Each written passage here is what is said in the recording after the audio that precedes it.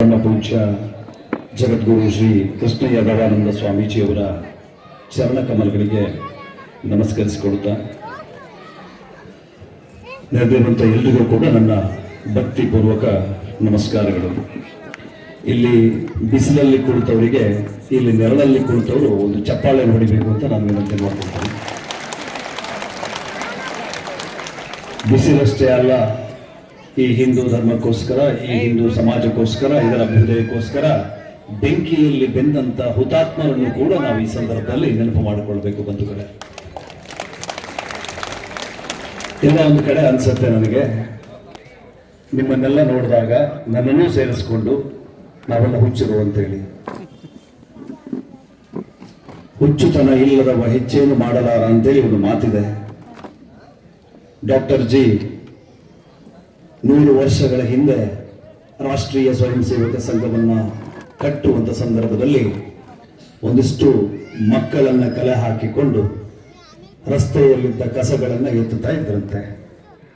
ಒಬ್ಬ ಡಾಕ್ಟರ್ ವೈದ್ಯನಾಗಿ ಚಿಕಿತ್ಸೆ ಕೊಡಬೇಕು, ಕ್ಲಿನಿಕಲ್ ಕೂತ್ಕೊಳ್ಬೇಕು, ಹುಚ್ಚ ಇಲ್ಲಿ ಕಸ ಎತ್ತುತ್ತಾ ಇದ್ದಾನೆ ಅಂತೇಳಿ ಆ ಕಾಲದ 100 ವರ್ಷದ ಹಿಂದಿನ ಸಮಾಜ.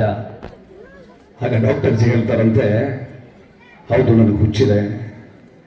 ನಾನು ಈ ಹುಚ್ಚಿದೆಯಲ್ಲ, ನನ್ನ ರಾಷ್ಟ್ರ ಪ್ರೇಮದ ಹುಚ್ಚು, ರಾಷ್ಟ್ರೀಯವಾದದ ಹುಚ್ಚು, ಹಿಂದುತ್ವದ ಹುಚ್ಚು, ಈ ಹುಚ್ಚನ್ನ ಇಡೀ ರಾಷ್ಟ್ರಕ್ಕೆ ಹಚ್ತೀನಿ ಅಂತ ಹೇಳಿ ಡಾಕ್ಟರ್ ಜಿ ಹೇಳಿದಂತೆ. ನಾವು ಅಂತಹ ಹುಚ್ಚನ್ನ ಹೆಚ್ಚಿಸಿಕೊಳ್ಳಬೇಕು ನಮ್ಮ ಬದುಕಿನಲ್ಲಿ. ಪೊಲೀಸರಿದ್ದಾರೆ ಅಲ್ಲಿ, ದ್ವೇಷ ಭಾಷಣವನ್ನ ಮಾಡಬಾರದು ಎನ್ನುವಂತ ಕರಾರನ್ನ ನಮ್ಮ ಸರ್ಕಾರ ತಂದಿರುವಂಥದ್ದು. ಇವತ್ತಿಲ್ಲಿ ವಸಂತ ಗಿಳಿಯರ ಮೇಲೆ ದ್ವೇಷ ಭಾಷಣ ಮಾಡಿದಂತ ಹಲವು ಪ್ರಕರಣಗಳಿವೆ. ಇವತ್ತೇನಾದರೂ ದ್ವೇಷ ಭಾಷಣ ಮಾಡಿದರೆ ಇಲ್ಲಿಂದಲೇ ಕರ್ಕೊಂಡು ಹೋಗೋಣ ಅಂತ ಬಂದಿರ್ಬೋದು ಅವರು. ಹಾಗಲ್ಲ, ಆರಕ್ಷಕರು ನಮ್ಮನ್ನು ರಕ್ಷಣೆ ಮಾಡುವವರು. ಹಾಗಿದ್ರೆ ನಮ್ಮ ಕೆಲಸ ಏನು? ನಾವು ಹಿಂದುತ್ವವನ್ನು ರಕ್ಷಣೆ ಮಾಡುವವರು. ಪುನೀತ್ ಕೆರಹಳ್ಳಿ ಅವರ ಬಂಧನ ಆಯಿತು ನಿನ್ನೆ. 20 ಲಕ್ಷ ಪ್ಲಸ್ ಬಾಂಗ್ಲಾ ವಾಸಿಗರು, ದೇಶಿಗರು ಬೆಂಗಳೂರಿನಲ್ಲಿದ್ದಾರೆ ಅಂತೇಳಿ ವರದಿ ಬಂದಿದ್ದಾರೆ. ಒಂದು ದಿವಸ ಅವರು ಅಲ್ಲಿ ಯಾವುದೇ ದೇಶದ ಮೂಲೆಯಲ್ಲಿ ಕೂತ್ಕೊಂಡೊಬ್ಬ ಹುಕುಂ ಕೊಟ್ರೆ ನುಗ್ಗಿ ಬೆಂಗಳೂರಿಗರ ಮನೆ ಮನೆಗೆ ಅಂತ ಹೇಳಿದರೆ ಏನ್ ಮಾಡ್ತೀರಿ? ಅವರನ್ನ ಹುಡುಕಿ ಇವರು ಬಾಂಗ್ಲಾದೇಶದವರು, ಇವ್ರ ಆಧಾರ್ ಕಾರ್ಡ್ ಹಿಂಗಿದೆ, ಸ್ವಲ್ಪ ಪರಿಶೀಲನೆ ಮಾಡಿ ವಿಚಾರಣೆ ಮಾಡಿ ಇವ್ರು ಯಾರು, ಬಾಂಬ್ ಮಾಡ್ತಾ ಇದ್ದಾರ, ಭಯೋತ್ಪಾದಕರ, ಸ್ವಲ್ಪ ನೋಡ್ಕೊಳ್ರಿ ಅಂತ ಹೇಳಿದ ಪುನೀತ್ ಕೆರೆಹಳ್ಳಿಯನ್ನ ಪ್ರಕರಣವನ್ನ ದಾಖಲಿಸಿ ಅವರನ್ನ ಬಂಧಿಸುವಂತಹ ವ್ಯವಸ್ಥೆ ನಾವಿದ್ದೇವೆ. ದ್ವೇಷ ಭಾಷಣ ಅಂತ ಹೇಳಿದ್ರೆ ಏನು? ಸತ್ಯವನ್ನ ಮಾತಾಡದೇ ಇರೋದೇ. ಸತ್ಯ ಹೇಳಿದ್ರೆ ನೀವು ಅರೆಸ್ಟ್ ಮಾಡಿಬಿಡ್ತೀರಿ. ಹಾಗಾಗಿ ನಾವು ಬಂಧನಕ್ಕೆ, ಪ್ರಕರಣಗಳಿಗೆ ಅಂತಲೇ ಮೀಸಲಾದ ಒಂದಿಷ್ಟು ಜನರಿದ್ದೀವಿ. ನಾವು ಇಲ್ಲಿ ಧರ್ಮ ಜಾಗೃತಿಯವರು ಕೂತಿದ್ದಾರೆ, ಮೋಹನ್ ಗೌಡರು ನನಗೆ ಬಹಳ ಆದರ್ಶ. ಅವರು ಪ್ರಕರಣಗಳ ಮೇಲಿಂದ ಮೇಲೆ ಪ್ರಕರಣಗಳನ್ನು ಹಾಕ್ತಾನೆ ಇರ್ತಾರೆ. ಇವರು ಪ್ರಕರಣ ಹಾಕ್ತಾರೆ ಅಂತೇಳಿ ನಾವು ಬಾಯಿ ಕಟ್ಟಿ ಕುತ್ಕೊಳ್ಳಿಕ್ಕೆ ಆಗೋದಿಲ್ಲ. ಹಾಗಂತೇಳಿ ಇವತ್ತು ನಮಗೊಂದು ಸಂಹಿತೆ ಇದೆ. ಈ ವೇದಿಕೆಯಲ್ಲಿ, ಪರಮ ಪೂಜ್ಯರಿರುವಂತ ವೇದಿಕೆಯಲ್ಲಿ ಮತ್ತು ಇವತ್ತಿನ ಹಿಂದೂ ಧರ್ಮದ ಏನು ಸಮಾಜೋತ್ಸವದ ಆಯೋಜನೆಯ ಈ ವೇದಿಕೆಯಲ್ಲಿ ನಾನು ಅಥವಾ ನಾವ್ಯಾರೂ ಕೂಡ ದ್ವೇಷ ಭಾಷಣವನ್ನ ಮಾಡೋದಿಲ್ಲ. ದ್ವೇಷ ಭಾಷಣ ನಮಗೆ ಭೂಷಣ ಅಲ್ಲ. ನಮ್ಮ ಊರಿನ ಯಾವುದೋ ಒಂದು ಹಳ್ಳಿಗೆ ಹೋಗಿ ಯಾವುದೋ ಒಂದು ವ್ಯಕ್ತಿ ಹತ್ರ ಒಂದು ಕಲ್ಲನ್ನ ಕೊಟ್ಟು ಆ ಮಸೀದಿಗೆ ಎಸಿ ಅಂತ ಹೇಳಿದ್ರೆ ಖಂಡಿತ ಒಬ್ಬ ಹಿಂದೂ ಆದವನು ಯಾವ ಮಸೀದಿಗೂ ಕೂಡ ಎಸೆಯೋದಿಲ್ಲ, ಯಾವ ಚರ್ಚಿ ಕೂಡ ಎಸೆಯೋದಿಲ್ಲ. ಏನಂತ ಗೊತ್ತಾವನು? ಅದು ಅವರ ಧರ್ಮ, ಅವರ ದೇವಸ್ಥಾನ. ಅದು ದೇವಸ್ಥಾನಕ್ಕೆ ಕಲ್ಲು ಎಸೆಯುವ ಕೆಲಸ ನಾನು ಮಾಡೋದಿಲ್ಲ ಅಂತ ಹೇಳ್ತಾನೆ. ಅವನು ನಿಜವಾದ ಹಿಂದೂ, ಅವನು ನಿಜವಾದ ಹಿಂದೂ. ಶಿವಾಜಿ ಮಹಾರಾಜ್ ಮೊಘಲ್ ಸೈನ್ಯದ ವಿರುದ್ಧ ಹೋರಾಟವನ್ನ ಮಾಡ್ತಾ ಇರುವಾಗ, ಯುದ್ಧ ಆಗ್ತಾ ಇರುವಂತ ಸಂದರ್ಭದಲ್ಲಿ ಆದೇಶವನ್ನು ಕೊಡ್ತಾನೆ. ಇನ್ನೊಂದು ರಾಜ್ಯ ಆಗಿರಬಹುದು, ಅಲ್ಲಿನ ದೇವಸ್ಥಾನಗಳ ರಕ್ಷಣೆ ನಮ್ಮ ಹೊಣೆ, ಅದು ನಮ್ಮ ಹಿಂದುತ್ವದ ಪ್ರತೀಕ ಅಂತ ಹೇಳಿ ಶಿವಾಜಿ ಮಹಾರಾಜ್ ಹೇಳ್ತಾರೆ. ಅಲ್ಲಿನ ಮಾತೆಯರ ರಕ್ಷಣೆ ನಮ್ಮ ಹೊಣೆ. ಹಿಂದೂ ಧರ್ಮ ಸಂಸ್ಕೃತಿ ಅಂತ ಹೇಳಿದ್ರೆ ಮಾತಾ ಭಗಿನಿಯರನ್ನು ರಕ್ಷಿಸೋದು ಅಂತ ಹೇಳಿ ಶಿವಾಜಿ ಮಹಾರಾಜ್ ಹೇಳ್ತಾನೆ. ಸುಲ್ತಾನ್ರು, ಮೊಘಲರು, ಗಜನಿ, ಗೋರಿ ಇವರೆಲ್ಲರೂ ಕೂಡ ದಾಳಿ ಮಾಡಿದ್ರು, ನಮ್ಮ ಮಾತಾ ಭಗಿನಿಯರನ್ನ ಬಿಟ್ಟ ಅವರು. ಹಿಂದುತ್ವ ಅಂತ ಹೇಳಿದ್ರೆ ಹಾಗೆ ಬಂಧುಗಳೇ, ಎಲ್ಲರನ್ನ ಸಮಾನವಾಗಿ ಪ್ರೀತಿ, ವಾತ್ಸಲ್ಯ, ವಿಶ್ವಾಸ, ಕರುಣೆ ಇದರಿಂದ ನೋಡುವಂಥದ್ದು ಹಿಂದುತ್ವ. ನಮ್ಗೆ ಕಲಿಸ್ಕೊಟ್ಟಿರೋದು ಅದನ್ನೇ. ಯಾರೋ ಮಸೀದಿಗೂ ಯಾರೋ ಚರ್ಚ್ಗೆ ಕೈ ಹೊಡಿ, ಇನ್ನೇನೋ ಮಾಡಿ ಅಂತ ಹೇಳಿಲ್ಲ. ಅವರವರ ಶ್ರದ್ಧಾ ಕೇಂದ್ರಗಳಿಗೆ ಅವರವರ ಬೆಂಕಿಯನ್ನು ಹಾಕಿಕೊಳ್ಳುವ ಕಾಲ ಇದು. ಇರಾನ್ನಲ್ಲಿ ಏನಾಗ್ತಾ ಇದೆ? ಜರಸ್ಟ್ರೀಯರನ್ನ ಸಂಪೂರ್ಣವಾಗಿ ಮತಾಂತರ ಮಾಡಿದ್ರು, ಇಸ್ಲಾಮೀಕರಣ ಆಯಿತು. ಅಲ್ಲಿನ ಸಹೋದರಿಯರು ಇವತ್ತು ತಮ್ಮ ಹಿಜಾಬನ್ನ ತೆಗೆದು ರಸ್ತೆಗೆ ಎಸೆದಿದ್ದಾರೆ, ತಮ್ಮ ಬುರ್ಕಾವನ್ನ ತೆಗೆದು ರಸ್ತೆಗೆ ಎಸೆದಿದ್ದಾರೆ. ಅಲ್ಲಿನ ಮಸೀದಿಗಳಿಗೆ ಬೆಂಕಿಯನ್ನು ಹಚ್ಚುತ್ತಾ ಇದ್ದಾರೆ. ಬೇರೆ ಧರ್ಮದವರು ಬಂದು ಹಾಕಿದ್ದಲ್ಲ, ಅಲ್ಲಿನ ಮೌಲ್ವಿಗಳಿಗೆ ಅಲ್ಲಿನ ಮುಸ್ಲಿಮರೇ ಅಟ್ಟಾಡಿಸ್ಕೊಂಡು ಹೊಡಿತಾ ಇದ್ದಾರೆ. ಇನ್ನು ನೀವ್ಯಾರನ್ನಾದ್ರೂ ಕಳಿಸ್ಕೊಟ್ರ ಹಿಂದೂಗಳು ಇರಾನ್ಗೆ ಹೋಗಿ ಏನಾದ್ರು ಹಿಂಗ್ ಮಾಡಿ ಅಂತೇಳಿ? ಅಲ್ಲ. ಯಾವ ಧರ್ಮ ಜಗತ್ತಿಗೆ ಇವತ್ತು, ಯಾವ ಧರ್ಮ ಇವತ್ತು ಜಗತ್ತಿಗೆ ಮತಾಂಧತೆಯನ್ನು ಕಲಿಸಿಕೊಡ್ತದೋ ಆ ಧರ್ಮಕ್ಕೆ ಹೆಚ್ಚು ಕಾಲದ ಉಳಿಗಾಲ ಇಲ್ಲ. ಹಿಂದೂ ಧರ್ಮ ಇಡೀ ಜಗತ್ತಿಗೆ ಪ್ರೀತಿ, ವಾತ್ಸಲ್ಯ, ಸಾಮರಸ್ಯವನ್ನು ಕಲಿಸಿಕೊಡ್ತಾರೆ. ಹಾಗಾಗಿ ಸಹಸ್ರ ಸಹಸ್ರ ವರ್ಷಗಳಿಂದಲೂ ಕೂಡ ನಮ್ಮ ಧರ್ಮವನ್ನ ಇವರು ಯಾರಿಂದಲೂ ಕೂಡ ಏನು ಮಾಡ್ಲಿಕ್ಕಾಗಿಲ್ಲ. 2026ನೇ ಇಸ್ವಿಯಲ್ಲಿದ್ದೀವಿ. 2026ನೇ ಇಸ್ವಿಗೆ ಮೊದಲ ಬಾರಿಗೆ ಸೋಮನಾಥದ ಮೇಲೆ ದಾಳಿ ಆಗ್ತದೆ. ಇಡೀ ಸೋಮನಾಥ ದೇವಸ್ಥಾನವನ್ನ ಡೆಮಾಲಿಷ್ ಮಾಡ್ತಾರೆ. ಚಿನ್ನದಿಂದ ಕಟ್ಟಿದಂತ ದೇವಸ್ಥಾನ. ಅದರ ನಂತರ ಮತ್ತೆ ದೇವಸ್ಥಾನವನ್ನು ಕಟ್ಟುತ್ತಾರೆ. ಮತ್ತೆ ಗಜನಿ ದಾಳಿ ಮಾಡ್ತಾನೆ. ಅದರ ನಂತರ ಔರಂಗಜೇಬ್ ದಾಳಿ ಮಾಡ್ತಾನೆ. ಮತ್ತೆ ಮತ್ತೆ ಮರುಸ್ಥಾಪನೆಯನ್ನ ಮಾಡಿ ಮತ್ತೆ ಕೊನೆಯದಾಗಿ ವಲ್ಲಭಭಾಯ್ ಪಟೇಲ್ ಅವರು ಅದನ್ನು ಮತ್ತೆ ಸೋಮನಾಥೇಶ್ವರ ದೇವಸ್ಥಾನ ಟ್ರಸ್ಟ್ ಅನ್ನ ಮಾಡಿ 1947ರಲ್ಲಿ ಭೇಟಿ ಮಾಡಿ 1951ರಲ್ಲಿ ಮತ್ತೆ ಅದರ ಜೀರ್ಣೋದ್ಧಾರ ಆಗ್ತದೆ. ಆ ದೇವಸ್ಥಾನದ ಮೇಲೆ ದಾಳಿಯಾಗಿ 1000 ವರ್ಷ ಆಗಿದೆ. ನಮ್ಮ ಸೋಮನಾಥ ದೇವಸ್ಥಾನ, ನಮ್ಮ ಜ್ಯೋತಿರ್ಲಿಂಗ ಇವತ್ತಿಗೂ ಕೂಡ ಸುರಕ್ಷಿತವಾಗಿದೆ ಅಂತ ಹೇಳಿದ್ರೆ ಅದಕ್ಕೆ ಈ ಹಿಂದೂ ಧರ್ಮವನ್ನ ಯಾರಿಂದಲೂ ಕೂಡ ಏನೂ ಮಾಡ್ಲಿಕ್ಕೆ ಆಗೋದಿಲ್ಲ ಅನ್ನೋದಕ್ಕೊಂದು ಉದಾಹರಣೆ. ಸ್ವಾಮೀಜಿಗಳ ಹತ್ರ ಒಬ್ಬ ಬಂದು ಹುಡುಗ ಬಂದು ಕೇಳ್ತಾರಂತೆ, ಹಾಗೆ ಅಲ್ಲಿ ಕೂತ್ಕೊಂಡಲ್ಲ ಅಂತ ತುಂಟ ಹುಡುಗ. ಸ್ವಾಮೀಜಿ ಬೆಳಿಗ್ಗೆ 3:45 ಹೇಳ್ಬೇಕಾ, 4:15 ಹೇಳ್ಬೇಕಾ, 6 ಗಂಟೆಗೆ ಹೇಳ್ಬೇಕಾ ಅಂತ ಹೇಳಿ.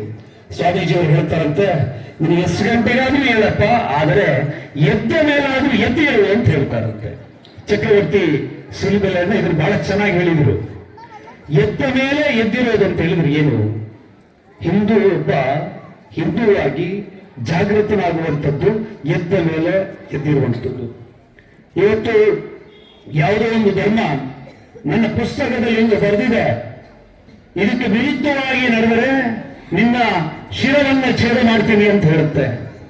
ಇನ್ಯಾವ ಧರ್ಮದಲ್ಲಿ ಭೂಮಿ ಚಪ್ಪಟೆಯಾಗಿದೆ ಅಂತ ಹೇಳಿ ಬರೆದದ್ದನ್ನ ಒಬ್ಬ ಖಗೋಳ ಶಾಸ್ತ್ರಜ್ಞ ಇಲ್ಲ ಭೂಮಿ ದುಂಡಗಿದೆ ಅಂತ ಹೇಳಿ ಹೇಳಿದ ತಕ್ಷಣ ಆತನ ಕೃತಿಯನ್ನು ನಿಷೇಧ ಮಾಡ್ತಾರೆ.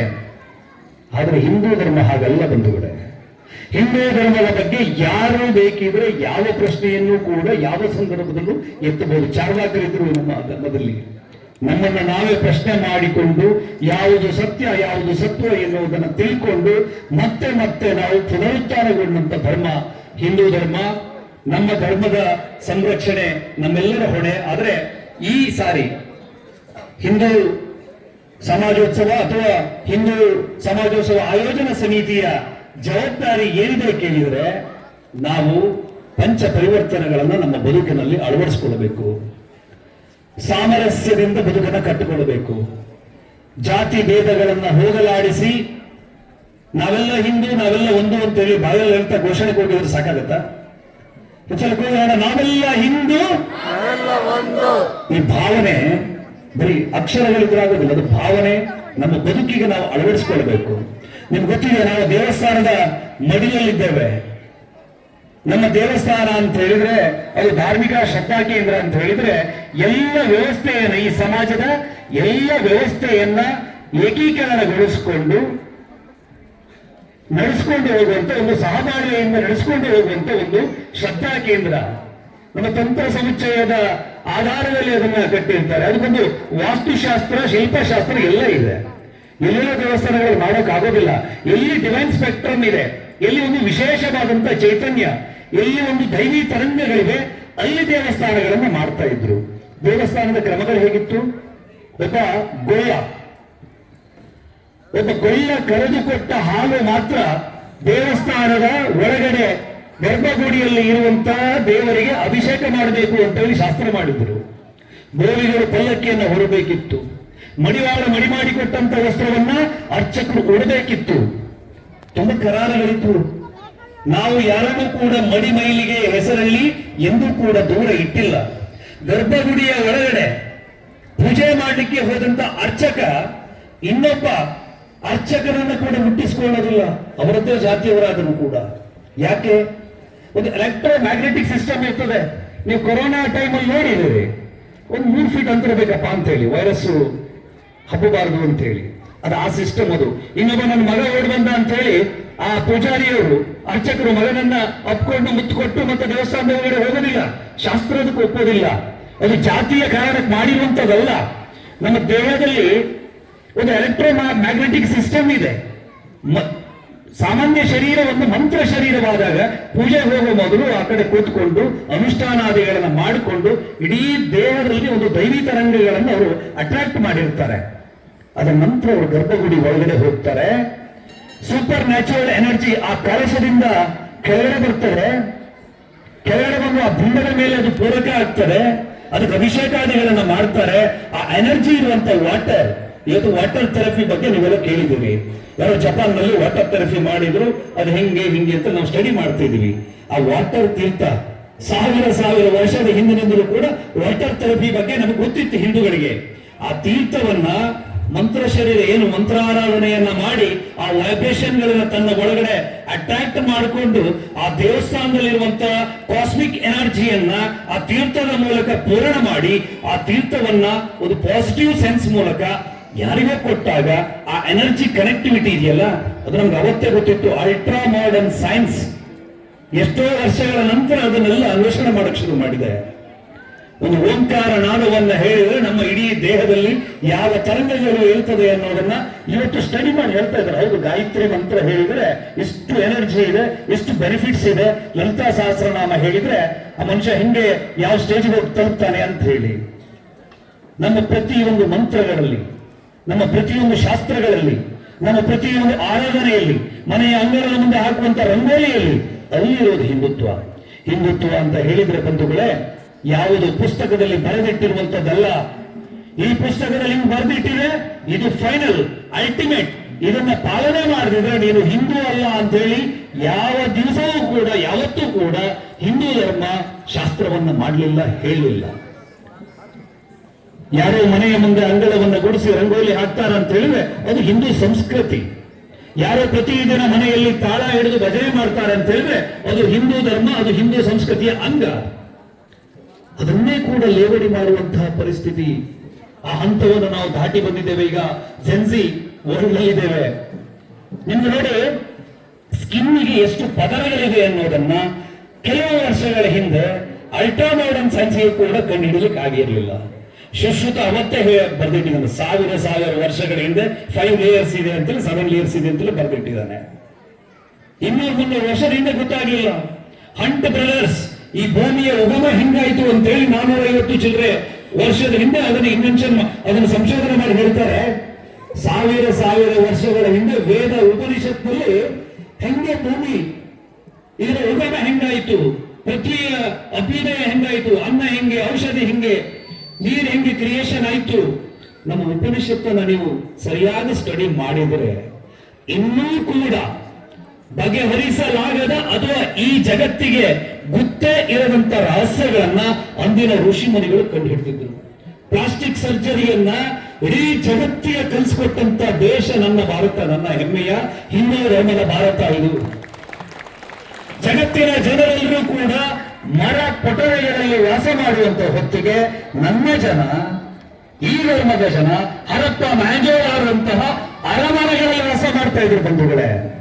ಕುತುಬ್ ಮಿನಾರ್ನ ಮುಂದೆ ಹೀಗೆ ಒಂದು ಸ್ತಂಭ ಇದೆ, ಉಕ್ಕಿನ ಸ್ತಂಭ. ಇವತ್ತಿಗೂ ಕೂಡ ಅನಂಗಪಾಲನ ಸಮುದ್ರಗುಪ್ತರ ಕಾಲದಿಂದ ಅನಂಗಪಾಲ ಒಂದು ವಿಷ್ಣು ಧ್ವಜವನ್ನು ಸ್ಥಾಪನೆ ಮಾಡಿದ್ದು, ಅದನ್ನ ತಂದು ಇಲ್ಲಿ ಪ್ರತಿಷ್ಠಾಪನೆ ಮಾಡಲಾಯಿತು ಅಂತೇಳಿ ಉಲ್ಲೇಖ ಇದೆ. ಇವತ್ತಿಗೂ ಕೂಡ ಒಂದೇ ಮೂಸೆಯಲ್ಲಿ ಅಂತಹ ಒಂದು ಉಕ್ಕಿನ ಸ್ತಂಭವನ್ನ ಯಾವ ರಾಸಾಯನಿಕ ತೊಳೆದರೂ ಕೂಡ ಈ ಕಾಲಕ್ಕೂ ಕೂಡ ಮಾಡ್ಲಿಕ್ಕೆ ಸಾಧ್ಯ ಇಲ್ಲ. ಆ 1000 ವರ್ಷದ ಹಿಂದೆ ಅದನ್ನು ಮಾಡಿದರೆ ಎಂತ ಸೈನ್ಸ್ ರೀ ನಮ್ದು. ಇಡೀ ಜಗತ್ತಿಗೆ ವಿಜ್ಞಾನ ಏನು ಅನ್ನೋದನ್ನ ಕಲಿಸಿಕೊಟ್ಟಂತ ಧರ್ಮ ನಮ್ದು. ಯಾವನಾದ್ರೂ ಒಬ್ಬ ನಿಮ್ಮ ಧರ್ಮವನ್ನ ಹೊಗಳ್ತಾ ಇದ್ದಾನೆ ಅಂತ ಹೇಳಿದ್ರೆ ಖಂಡಿತವಾಗಿ ಹೊಗಳಿಸ್ಕೊಳ್ಳಿ, ಅದನ್ನು ಕೇಳಿಸ್ಕೊಳ್ಳಿ. ಆದರೆ ಯಾವನಾದ್ರೂ ಒಬ್ಬ ನಿಮ್ಮ ಧರ್ಮವನ್ನ ತೆಗೆಳ್ತಾ ಇದ್ದಾನೆ ಅಂತ ಕೇಳಿದರೆ ಆ ಕ್ಷಣಕ್ಕೆ ನೀವು ಆತನನ್ನ ಪ್ರಶ್ನಿಸಲೇಬೇಕು. ಇಲ್ಲದಿದ್ರೆ ಯಾವುದೋ ಒಂದು ದುಷ್ಟ ಸಂಚನ ನಾವು ನಿಲ್ಲಿಸ್ಕೊಂಡು ಬಂದಿದ್ದಾನೆ. ಸಾಮರಸ್ಯದ ಬಗ್ಗೆ ಮಾತಾಡಬೇಕು ಅಂತೇಳಿ ನಮಗಿದೆ. ಸಾಯಿಬಾಬರ ಮಂದಿರಕ್ಕೆ ಇಲ್ಲಿ ಎಷ್ಟು ಜನ ಹೋಗ್ತಾರೆ? ಕೈ ಎತ್ತಿ. ನಾನು ಹೋಗ್ತೇನೆ, ಪ್ರತಿ ಗುರುವಾರ ಸಾಯಿಬಾಬರ ಮಂದಿರಕ್ಕೆ ಹೋಗ್ತೇನೆ. ನಾನು ಸಾಯಿಬಾಬರ ಭಕ್ತ. ನನ್ಗೆ ಯಾವತ್ತೂ ಕೂಡ ಸಾಯಿಬಾಬರ ಹುಟ್ಟಿನ ಮೂಲ ಅವರು ಮುಸ್ಲಿಮರು ಅನ್ನುವ ಕಾರಣಕ್ಕೆ ನಾನು ಸಾಯಿಬಾಬರನ್ನ ಗಮನಿಸಲಿಲ್ಲ. ಅವರು ನನ್ನ ದೇವರು ಅಂತ ಹೇಳಿ ನಾನು ಸಾಯಿಬಾಬರನ್ನ ಆರಾಧಿಸಿದ್ದೀನಿ, ಅವರ ಶಕ್ತಿ ಇದೆ ಅಂತ ಹೇಳಿ. ಆದರೆ ಬೇರೆ ಯಾವ ಧರ್ಮವೂ ಕೂಡ ಹಿಂದೂ ವ್ಯಕ್ತಿಯನ್ನ ದೇವರು ಅಂತೇಳಿ ಸ್ವೀಕಾರ ಮಾಡಲೇ ಇಲ್ಲ ಅವರು. ಅದು ನನ್ನ ಧರ್ಮ ಸಾಮರಸ್ಯವನ್ನು ಹೇಳಿಕೊಟ್ಟಿರುವಂಥದ್ದು.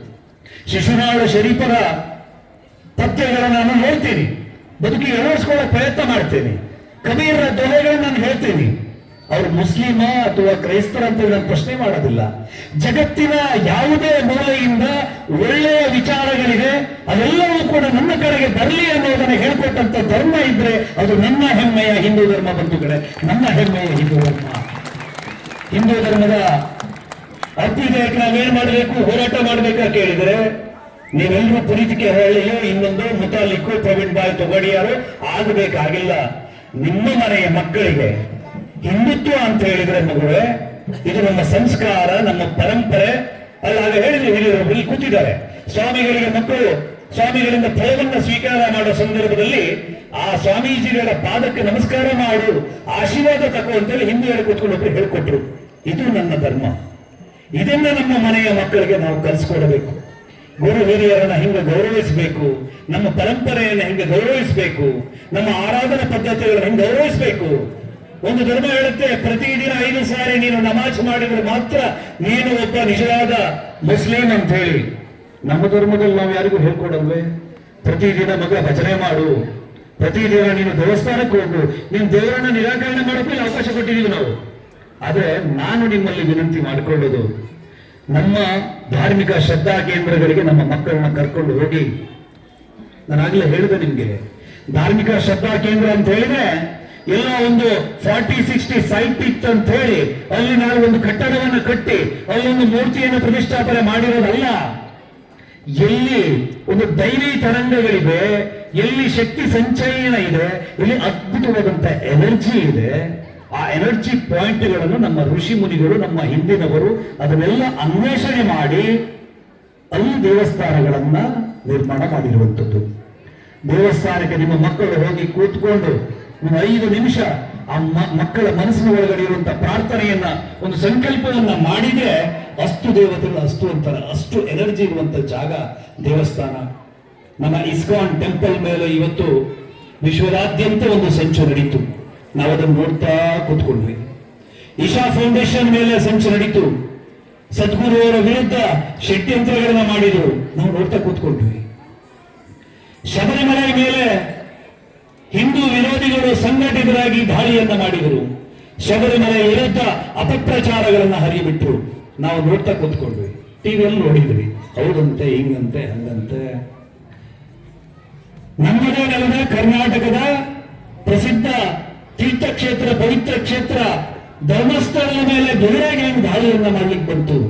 ಅದಾಗ್ಲೂ ಕೂಡ ನಾವು ಟಿವಿಯಲ್ಲಿ ನೋಡ್ಕೊಂಡು ಹಂಗಂತೆ ಹಿಂಗಂತೆ. ನೋಡಿ, ಇದು ಟೆಂಪಲ್ ಟೆರರಿಸಂನ ಭಾಗ. ನಮಗೆ ಅರ್ಥ ಆಗಬೇಕು. ಹಿಂದೂ ಧಾರ್ಮಿಕ ಕೇಂದ್ರಗಳ ವಿರುದ್ಧವೇ ಹಿಂದೂಗಳನ್ನೇ ಎತ್ತಿ ಕಟ್ಟಿ ಕಟ್ಟುವಂಥದ್ದು. ಈ ಕೇಸರಿ ಶಾಲನ್ನು ನಾನು ಹಾಕುವಂತ ತಕ್ಷಣ ನನ್ನ ಒಳಗಡೆ ಹಿಂದುತ್ವ ಇದೆ ಅಂತೇಳಿ ಅರ್ಥ ಅಲ್ಲ. ಹೆಚ್ಚಿನವರು ಈ ಕೇಸರಿ ಶಾಲುಗಳನ್ನು ಹಾಕಿಕೊಂಡೇ ಹಿಂದುತ್ವ ವಿರುದ್ಧ ಕೆಲಸ ಮಾಡುವವರನ್ನು ಸೃಷ್ಟಿ ಮಾಡಿದ್ದಾರೆ, ಎಡಬಿಡಂಗಿಗಳಿದ್ದಾರೆ, ನಿಮಗೆ ಗೊತ್ತಿದೆ. ಅದೆಲ್ಲವನ್ನ ಬಹಳ ಎಚ್ಚರಿಕೆಯಿಂದ ಗಮನಿಸಿಕೊಂಡು ಹಿಂದುತ್ವ ಅಂತ ಹೇಳಿದ್ರೆ, ಭಾರತೀಯತೆ ಅಂತ ಹೇಳಿದ್ರೆ ಏನು ಅನ್ನೋದನ್ನು ನಮ್ಮ ಮಕ್ಕಳಿಗೆ ಕಲಿಸ್ಕೊಡ್ಬೇಕು ಎನ್ನುವ ಕಾರಣಕ್ಕೆ ಇವತ್ತು ಪ್ರತಿ ಉಪವಸತಿಗಳಲ್ಲಿ, ಪ್ರತಿ ಮಂಡಲಗಳಲ್ಲಿ ನಮ್ಮ ಪ್ರಮುಖರು ನಿಮ್ಮನ್ನೆಲ್ಲ ಜೋಡಿಸಿಕೊಂಡು ಹಿಂದೂ ಸಮ್ಮೇಳನಗಳನ್ನ ಆಯೋಜನೆ ಮಾಡ್ತಾ ಇದ್ದಾರೆ. ಎಷ್ಟೋ ಜನ ಎಷ್ಟು ಜನ ಇರ್ಬೋದು ಇಲ್ಲಿ, ನಾವು ಈಗ ಬಂದವರು ಇಷ್ಟೇ ಜನ ಅಂತ ಅಂದ್ಕೋಬಹುದು. ಆದ್ರೆ ಇದು ಬಹಳ ಬೆಟರ್. ನಾನು ಮೊನ್ನೆ ಹಾನ್ಗಲ್ಲಿ ಹೋದಾಗ ಇದಕ್ಕಿಂತ ಬಹಳ ಕಡಿಮೆ ಜನ ಇದ್ರು. ನೀವೆಲ್ಲ ಗ್ರೇಟ್. ಹಂಗಾಗಿ ನಿಮ್ಮೆಲ್ಲ ಒಂದ್ಸಲ ಚಪ್ಪಾಳೆ ನೀವೇ ತಟ್ಕೊಬೇಕೀಗ. ನಮ್ಮ ಹಿಂದುತ್ವದ ಸತ್ಸಂಗ ಎಲ್ಲ ಆಗ್ತಾ ಇದೆ. ನಮ್ಮ ಸ್ವಾಮೀಜಿಗಳು ಏನಾದ್ರು ಮಾತಾಡ್ತಾ ಇದ್ದಾರ, ನಮ್ಗೇನು ಒಂದು ಪಾಸಿಟಿವ್ ವಿಚಾರಗಳು ಸಿಗ್ತದೆ, ಅಲ್ಲಿಗೆ ಹೋಗ್ಬೇಕು, ದೇವಸ್ಥಾನಗಳಿಗೆ ಹೋಗ್ಬೇಕು, ನಮ್ಮ ಸಂಸ್ಕೃತಿ ವಿಚಾರಧಾರೆಗಳನ್ನ ನಾವು ಪಾಲನೆ ಮಾಡಬೇಕು. ಅದರ ಜೊತೆಗೆ ಪರಿಸರವನ್ನ ಸಂರಕ್ಷಣೆ ಮಾಡುವಂತ ಕೆಲಸ, ಸಾಮರಸ್ಯವನ್ನ ಬೆಳಗಿಸುವಂತ ಕೆಲಸ, ಜಾತಿಯ ಕಾರಣಕ್ಕೆ ಇನ್ನೊಬ್ಬ ಹಿಂದುವನ್ನ ದೂರ ಇಡುವಂತಹ ಕೆಟ್ಟ ಕಾರ್ಯವನ್ನ ನಾವು ಯಾವಾಗಲೂ ಮಾಡಬಾರ್ದು. ಯಾವಾಗ ಇದೆಲ್ಲ ಶುರುವಾಯಿತು ಅಂತ ಹೇಳಿದ್ರೆ ಕಾಲಾಂತರದಲ್ಲಿ ಬಂದಿರುವಂತದ್ದು. ಆರಂಭಿಕ ಹಂತದಲ್ಲಿ ಭಾರತದಲ್ಲಿ ವೇದಗಳ ಕಾಲದಲ್ಲಾಗಲಿ ಎಲ್ಲೂ ಕೂಡ ಈ ರೀತಿಯ ತರತಮ ಭೇದಗಳು ಇರಲಿಲ್ಲ. ನಾವೆಲ್ಲ ಹಿಂದೂ, ನಾವೆಲ್ಲ ಒಂದು ಎನ್ನುವಂತಹ ವಿಚಾರ ನಂತರ ಘೋಷವಾಕ್ಯಗಳು ಯಾಕಾಯ್ತು ಅಂತ ಹೇಳಿದ್ರೆ, ಆ ರೀತಿಯ ಭೇದ ಭಾವಗಳನ್ನ ನಮ್ಮ ನಡುವೆಯೇ ಇದ್ದು ನಮ್ಮನ್ನ ಒಡೆಯುವ ಕಾರಣಕ್ಕೆ ತಂದವರಿದ್ದಾರೆ. ಆ ಸಂಚನ್ನ ಭೇದಿಸಿ ನಾವೆಲ್ಲರೂ ಏಕತಾ ಭಾವದಲ್ಲಿ ಸಾಗಬೇಕೆನ್ನುವ ಕಾರಣಕ್ಕೆ ಆ ಘೋಷವನ್ನು ತಂದ್ವಿ. ಶಿವಾಜಿ ಮಹಾರಾಜರಂತವರು ಈ ಧರ್ಮಕ್ಕೋಸ್ಕರ ತನ್ನ ಜೀವವನ್ನೇ ಪಣಕ್ಕಿಟ್ಟು ಹೋರಾಟ ಮಾಡಿದ್ರು. ಅವರು ಒಂದು ಕಂಫರ್ಟ್ ಝೋನ್ ಇರಬೇಕಿತ್ತಲ್ವ. ಒಂದು ಕಡೆ ಮೊಘಲ್ನ ಸೇನಾಧಿಕಾರಿ ಅವರಿಗೆ ಒಂದು ಪತ್ರ ಬರೀತಾರಂತೆ, ಈ ಹೋರಾಟದಿಂದ ಸಹಸ್ರ ಸೈನಿಕರ ಪ್ರಾಣಹರಣ ಆಗ್ತಾ ಇದೆ, ಏನ್ ಮಾಡ್ಲಿಕ್ಕಿದೆ, ಅಲ್ಟಿಮೇಟ್ಲಿ ಏನ್ ಮಾಡ್ಲಿಕ್ಕಿದೆ, ನಿಮಗೆ ಎಷ್ಟು ಭೂಮಿ ಬೇಕು ಹೇಳಿ, ಜಹಾಗೀರನ್ನ ನಾವು ಕೊಡ್ತೇವೆ, ಮೊಘಲರು ಅದನ್ನು ಕೊಡ್ಲಿಕ್ಕೆ ತಯಾರಿದ್ದಾರೆ, ನೀವು ಅದಕ್ಕೆ ಮರುಕರಿಸಿ ಅಂತೇಳಿ ಶಿವಾಜಿ ಮಹಾರಾಜ್ ಪತ್ರ ಬರೀತಾರೆ. ಕಣ್ಣು ಮುಚ್ಚಿಕೊಂಡು ಶಿವಾಜಿ ಮಹಾರಾಜ್ ಅವರು ತನ್ನ ತಾಯಿಯನ್ನು ನೆನಪು ಮಾಡಿಕೊಡ್ತಾರೆ. ತಾಯಿಯನ್ನು ಮಾತನ್ನ ಹೇಳಿದ್ರು ಶಿವಾಜಿಗೆ, ಶಿವಾಜಿ, ಪೀಠ ಮತ್ತೆ ಕಿರೀಟ ಇದು ಯಾವತ್ತೂ ನಿನಗೆ ಮುಖ್ಯ ಆಗಬಾರದು, ಧರ್ಮವೇ ನನಗೆ ಮುಖ್ಯ ಆಗಬೇಕು. ಶಿವಾಜಿ ಅದನ್ನ ನೆನಪು ಮಾಡಿಕೊಂಡು ಮರುತ್ತರವನ್ನು ಬರೀತಾರೆ, ಕ್ಷಮಿಸಿ, ನಾನು ರಾಜ್ಯ ಬೇಕಾ ಧರ್ಮ ಬೇಕಾ ಅಂತ ಕೇಳಿದ್ರೆ ಧರ್ಮ ಬೇಕು ಅಂತ ಹೇಳಿ ಧರ್ಮವನ್ನು ಆಯ್ಕೆ ಮಾಡಿಕೊಳ್ತೇನೆ. ನನ್ನ ಕತ್ತಿ, ನನ್ನ ಖಡ್ಗ ಮಾರಾಟಕ್ಕಿಲ್ಲ, ಕೊನೆಯ ತನಕ ಹೋರಾಟ ಮಾಡ್ತೇನೆ ಅಂತೇಳಿ ಹೊರಟ ಕಾರಣಕ್ಕೆ ಹಿಂದೂ ಸಾಮ್ರಾಜ್ಯದ ಪ್ರತಿಷ್ಠಾಪನೆ ಆಯಿತು. ನಾವು ಮತ್ತೆ ಹಿಂದೂಗಳಾಗ್ಲಿಕ್ಕೆ ಸಾಧ್ಯ ಆಯಿತು. ಹಾಗಾಗಿ ನಿಮ್ಮ ಮೊದಲ ಆಯ್ಕೆ ನಮ್ಮ ಸಂಸ್ಕೃತಿ. ಹಿಂದೂ ಅಂತ ಹೇಳಿದ್ರೆ ಒಂದು ಸಿಸ್ಟಮ್ಯಾಟಿಕ್ ಆಗಿ ಮಾಡಿರುವಂಥದ್ದಲ್ಲ, ಇದೊಂದು ಜೀವನ ಪದ್ಧತಿ. ಬೆಳಗುವುದು ದೀಪದ ಧರ್ಮವು. ನಮ್ಮ ಎಲ್ಲರ ಬದುಕಿನ ಧರ್ಮ ಯಾವುದು ಕೇಳಿದ್ರೆ ಇಡೀ ವಿಶ್ವವನ್ನೇ ಕುಟುಂಬ ಅಂತೇಳಿ ಭಾವಿಸುವಂಥದ್ದು. ಅದೇ ಹಿಂದೂ, ಅದೇ ಹಿಂದುತ್ವ. ಅದರ ಹೊರತಾಗಿ ಇನ್ನೇನೂ ಅಲ್ಲ. ಇನ್ನೊಂದು ಧರ್ಮವನ್ನ ಯಾವುದೇ ಕಾರಣಕ್ಕೂ ನಾವು ದ್ವೇಷ ಮಾಡುವುದಿಲ್ಲ. ನಮ್ಮ ಕೈಗೆ ದೀಪವನ್ನ ಕೊಟ್ಟರೆ ಆ ದೀಪದಿಂದ ನಾವು ಇನ್ನೊಂದು ದೀಪವನ್ನ ಹಚ್ಚುತ್ತೇವೆಯೇ ಹೊರತು ಆ ದೀಪದಿಂದ ನಾವು ಬೆಂಕಿಯನ್ನ ಎಂದೂ ಕೂಡ ಹಚ್ಚುವವರಲ್ಲ. ಅದನ್ನು ನಾವು ನೆನಪಿಟ್ಟುಕೊಂಡು ಅವರು ಕೂಡ ಅದನ್ನು ನೆನಪಿಸಿಕೊಂಡು ನಾವು ಜಗತ್ತಿನ ಎಲ್ಲರಿಗೂ ಕೂಡ ಕೈಬೀಸಿ ಕರೆದು ಆಶ್ರಯವನ್ನ ಕೊಟ್ಟವರು. ಚೀನಾದ ಕಮ್ಯುನಿಸ್ಟ್ ಏನು ಆಡಳಿತ ಟಿಬೇಟಿಯನ್ರ ಮೇಲೆ ದಾಳಿಯನ್ನು ಮಾಡಿದಾಗ ಅವರಿಗೆ ಪ್ರೀತಿಯಿಂದ ಸ್ವಾಗತ ಮಾಡಿ ನೆಲ, ಅನ್ನ, ಆಶ್ರಯವನ್ನ ಕೊಟ್ಟ ದೇಶ ನಮ್ಮ ಹಿಂದೂ ದೇಶ ಭಾರತ. ಇದನ್ನ ಇಡೀ ಜಗತ್ತಿಗೆ ನಾವು ತೋರಿಸ್ಕೊಡ್ಬೇಕು. ಅದಾಗಬೇಕಿದ್ರೆ ಹಿಂದುತ್ವದ ಪರಿಕಲ್ಪನೆ ಪ್ರಖರವಾಗಿ ಬೆಳಗಬೇಕು. ನಮ್ಮ ಧರ್ಮದ ಬಗ್ಗೆ ನಾವು ಒಂದು ಅಸ್ಮಿತೆಯನ್ನ ಇರಿಸಿಕೊಂಡು ನಮ್ಮ ಧರ್ಮ, ನಮ್ಮ ತಾಯಿ ಏನು ರಾಮನಿಗೆ ಲಕ್ಷ್ಮಣನಿಗೆ ರಾಮ ಹೇಳ್ತಾನೆ ನೋಡಿ, ಧರ್ಮ ಅಂತ ಹೇಳಿದ್ರೆ ದೇಶ ಅಂತ ಹೇಳಿದ್ರೆ ಅದು ತಾಯಿಗಿಂತಲೂ ಮಿಗಿಲಾದದ್ದು ಅಂತ ಹೇಳಿ ಆ ಭಾವನೆಯನ್ನ ನಾವು ಇರಿಸಿಕೊಂಡು ಈ ರಾಷ್ಟ್ರ ಮತ್ತೆ ಈ ರಾಷ್ಟ್ರದ ಮೂಲ ಆತ್ಮ ಹಿಂದುತ್ವವನ್ನ ಉಳಿಸುವಂತ ಜೊತೆಗೆ ಬೆಳೆಸುವಂತಹ ಪ್ರತಿನಿತ್ಯ ಅದನ್ನ ಅನುಷ್ಠಾನಕ್ಕೆ ತರುವಂತಹ ಕೆಲಸವನ್ನ ನಾವೆಲ್ಲ ಮಾಡ್ತೇವೆ ಎನ್ನುವಂತಹ ಪ್ರತಿಜ್ಞೆಯನ್ನ ಈ ಸಾನ್ನಿಧ್ಯದಲ್ಲಿ ಈ ಸಂದರ್ಭದಲ್ಲಿ ನಮಗೆ ನಾವೇ ಆತ್ಮಪೂರ್ವಕವಾಗಿ ಮಾಡಿಕೊಡ್ತಾ ಒಮ್ಮೆ ಒಂದೆರಡು ಘೋಷಣೆಯನ್ನ ಕೂಗಬೇಕು ಅಂತ ಹೇಳಿ ನಿಮ್ಮಲ್ಲಿ ವಿನಂತಿಯನ್ನ ಮಾಡಿಕೊಡ್ತೇನೆ.